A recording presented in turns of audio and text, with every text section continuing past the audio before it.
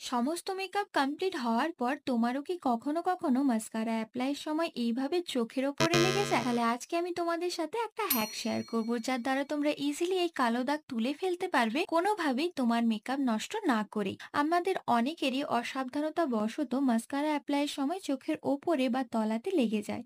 তো এক্ষেত্রে আমরা মাস্কারাটা ড্রাই হওয়ার জন্য 1 মিনিট মতো ওয়েট করব। দেন আমাদের একটা পুলির প্রয়োজন, অবশ্যই এই স্পুলিটা আমাদের ক্লিন হতে হবে। তারপরে আলগা হাতে, একদম আলতো হাতে একটু সময় নিয়ে স্পুলির সাহায্যে মাস্কারার কালো দাগগুলো রিমুভ করব। যদি মেকআপ ঠিক মতো প্রসেসে করে থাকো তাহলে কোনোভাবেই মেকআপ উঠে আসবে না।